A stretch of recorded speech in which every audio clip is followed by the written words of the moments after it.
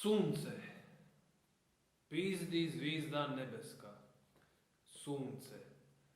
Najveća planeta na kojoj nikad nitko nije bio, ili možda ipak je, pa nam to nije prorekao.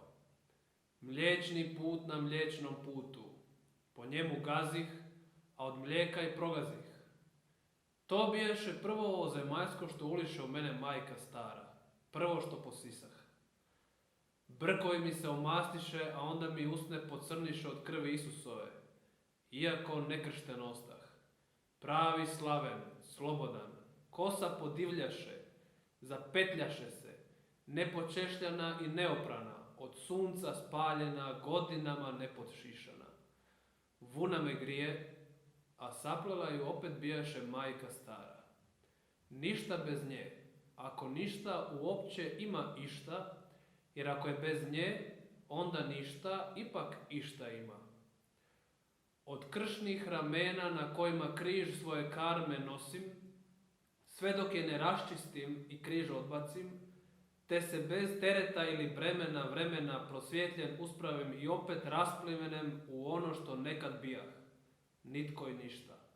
Ono od čega bijaše moj lik sastavljan trilijunima sekundi što odavna protekoše kroz mene, i dve duge igle što ih moja majka bijaše držala dok s bezgraničnom, bezuvjetnom ljubavlju pleše ovisti džemper što upravo visi do ispod bokova mojih koščatih i grije onistom toplinom što ju majka bijaše uplela unj za sina razmetnoga.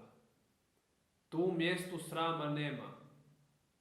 U hram što ga neki Balkanac podigaše, neki južni Slaven, onaj što ga zapad divljakom prozvaše i još uvijek zove, neciviliziranim, neukim i nepismenim još, robom svojim.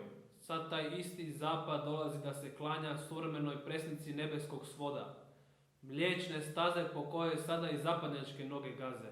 I neka podjele više nema, neka se istinska sloboda i otvorena ljubav sada uzdignu iz pepela zavisti, koristi, robovlasništva, potičinjavanja, omalovažavanja, vrijeđanja, mučenja, patnje. Neka više nikad ne bude gospodara ni roba. Samo sestre i braća neka ostanu. Sve